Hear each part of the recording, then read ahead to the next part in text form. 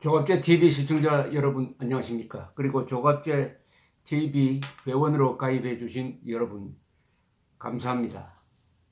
2020년 2월 10일 새벽입니다. 대한민국은 자유민주국가인데 자유민주국가의 기본 단위는 개인입니다. 그리고 그 집합체로서 국민입니다. 대한민국 헌법 제10조는 모든 국민은 인간으로서의 존엄과 가치를 가지며 행복을 추구할 권리를 가진다라고 했습니다. 그리고 국가는 개인이 가지는 이 기본권을 확인하고 보장해야 할 의무가 있다고 했습니다. 따라서 개인과 국가가 동급입니다.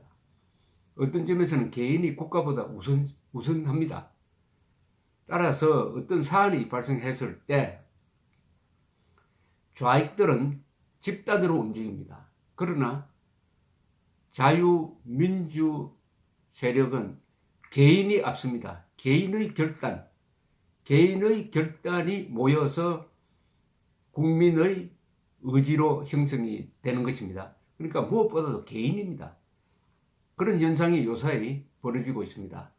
문재인 정권이 워낙 노골적으로 국가 파괴, 헌법 파괴, 이적 행위를 하고 있으니까 개인들이 나서서 자기 의사를 발표합니다. 지난주에는 정홍원 전 국무총리가 사실상 문재인 대통령은 자진 사퇴해야 한다는 아주 잘 쓴 글, 그 글을 읽어보면 이게 바로 탄핵 소추장이라는 생각이 듭니다. 더구나 그분은 검사 출신이고 국무총리 출신이니까 잘 쓴 탄핵 소추장 같은 공개 질문서를 읽었습니다.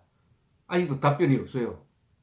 대통령이. 답변 없으면 국민 저항에 동참하겠다고 선언을 했습니다. 그와 또 비슷한 게 장경순 전 국회의장이 개인 성명서를 발표를 했습니다. 이번에는 민주주의를 위한 변호사 모임, 민변민이라 하면은 좌파고 그리고 이 정권 지지 세력으로 알려져 있는데 역시 개인의 생각은 살아 있습니다. 민주주의를 위한 변호사 모임, 줄여서 민변 소속 권경애 55살이네요. 법무부 및 해미러 변호사가 청와대의 울산시장 개입 사건과 관련해 가지고 이 페이스북에 글을 올렸는데 아주 신랄한 비판을 했습니다. 어떤 우파 논평가보다도 더 신랄하게 문재인 정권의 특히 문재인 대통령의 잘못을 이것은 탄핵 소추다. 그리고 형사처벌감이라고 했습니다. 이 부분은 천안함 사건 진실규명 범시민사회운동 대책협의회 법률자문단에서 활동했고 민주화운동 기념사업회 감사를 맡고 있고 지난해 7월부터는 서울지방변호사회의 고위공직자 범죄수사처 및 수사권 조정 TF에서 활동했다고 합니다. 이분이 페이스북에 올린 글을 제가 한번 읽으면서 해설을 해드리려고 합니다. 이 옛날 이야기로부터 시작됩니다. 1992년 12월 11일 기관장들이 부산의 초원복집이라는 음식점에 모여 제14대 대통령 선거에 민주자유당 후보였던 김영삼을 당선시키기 위하여 지역 감정을 부추기고 김대중 민주당 후보, 정주영 통일국민당 후보 등 야당 후보들을 비방하는 내용을 유포시키자는 등 관권 선거와 관련된 대화를 나눈 것이 통일국민당 관계자들에 의해 도청돼 폭로되었다. 이 비밀회동에 참가한 기관장들은 김기춘 당시 전 법무장관, 김용환 부산직할시장, 박일용 부산지방경찰청장, 이규삼 국가안전기획부 부산지부장, 우명수 부산직할시 교육감, 정경식 부산지방검찰청 검사장, 박남수 부산상공회의소장이다. 김기춘 공안검사 출신 법무장관은 불법 관권 선거를 모의한 중대범죄보다도 도청의 부도덕성을 부각시켜 본질을 흐리고 가해자와 피해자를 뒤바꾸어 여론을 돌파하는 파렴치한 형태를 보여주었다. 이렇게 쭉 쓰더니 김기춘 비서실장을 보고 배웠는지 임종석 비서실장은 유재수 감찰 무마 사건에 대하여 양심 선언을 한 김태우 청와대 전 행정관을 공무상 비밀 누설 혐의로 고소를 했다. 청와대 민정수석실과 국정상황실 등 8개 조직이 대통령 친구를 당선시키기 위하여 지방경찰청장을 이용하여 상대 후보를 비리 혐의자로 몰아 잡아 가두려 한 추악한 관권 선거 혐의로 13명이 기소되었다. 참고인 조사를 앞두고 청와대 전 행정관 1명이 목숨을 끊기도 했다. 공소장에 기재된 범죄 사실을 보면은 1992년 초원복지회동은 발톱의 때도 못 된다. 감금과 테러가 없다 뿐이지 수사의 조직적 작태는 이승만 시대 정치경찰의 활약에 맞먹는다. 이분은 한국 경찰의 역사에 대해서 잘 알고 있는 분이네요. 추미애 법무장관은 사태의 위중한 본질을 듣기 위해 공소장을 비공개하고 공소장 유출자를 삭제를 하겠다고 나서며 공소장 공개 시기에 대한 공론을 조장한다. 그러면서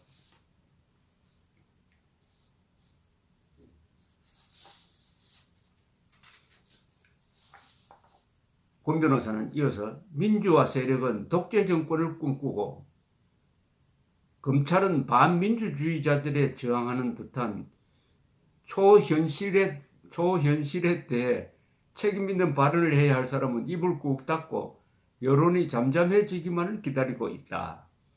이 표현이 재밌네요. 자칭 민주화 세력은 지금 독재 정권을 만들겠다고 그러고 검찰이 이 민주주의 파괴자들을 저항하는 이상한 모습, 초현실적 모습이 벌어지고 있다는 겁니다. 참 꿈 같죠? 오늘 한국에서 벌어지고 있는 것은 꿈입니다. 꿈. 한번 꼬집어 봐야 됩니다. 내가 꿈을 꾸고 있는 거 아니냐?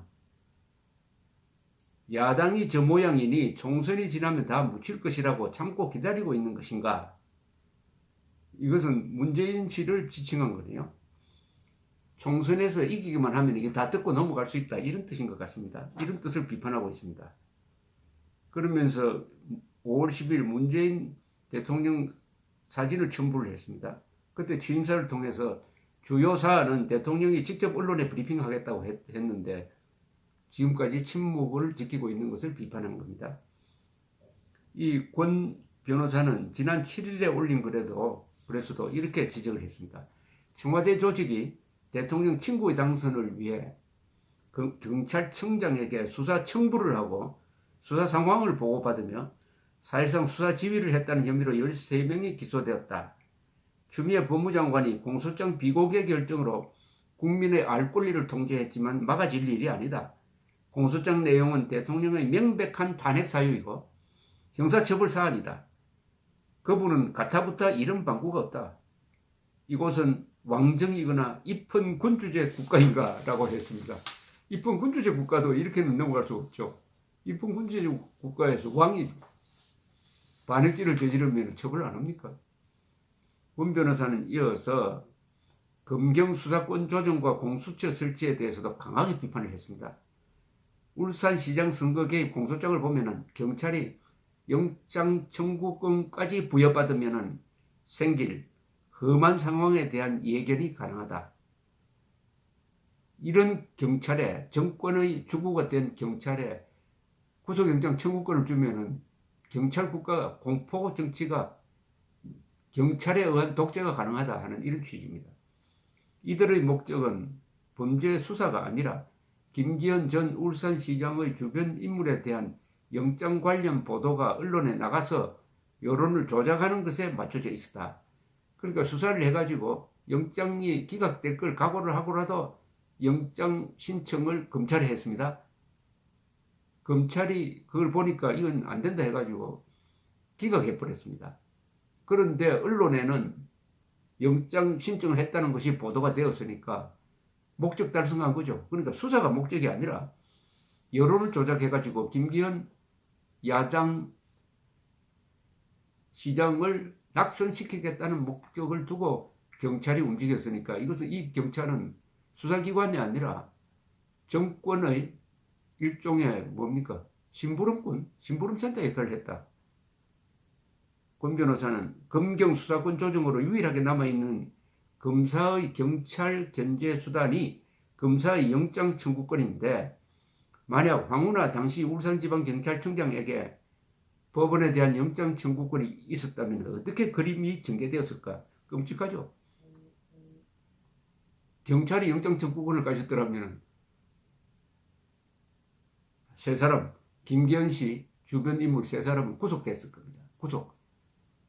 다행히 경찰 위에 검찰이 영장 청구권을 가지고 있었으니까 이 사람들이 구속을 면했던 것입니다.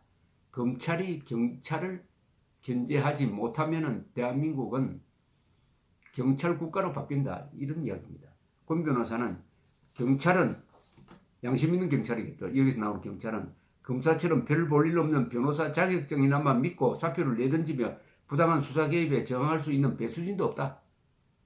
이때도 처음 수사를 맡았던 울산 경찰팀은 이것은 무리한 수사다라고 했더니 황운하 경찰청장이 그 사람들 다 바꿔버리고 문제 많은 고분고분한 수사진을 편성을 해가지고 이렇게 완전히 정치 경찰을 하도록 했는데 검찰은 그러나 그만두면은 변호사라도 하지만 경찰은 그런 배수진도 없으니까 위에서 시키는 대로 할 것 아니냐 이런 이야기입니다. 권 변호사는 이어서 문재인 정부가 왜 검경 수사권 조정과 공수처 설치에 사활을 걸었는지 그 이면의 의도에 대해 다시 한번 의심의 눈길을 보낼 수밖에 없는 이유가 울산시장 선거개입 공소장에 여실히 드러나 있다. 양심의 소리입니다. 이런 개인의 목소리가 더 많이 모여져야 합니다. 이것은 좌우의 문제가 아닙니다.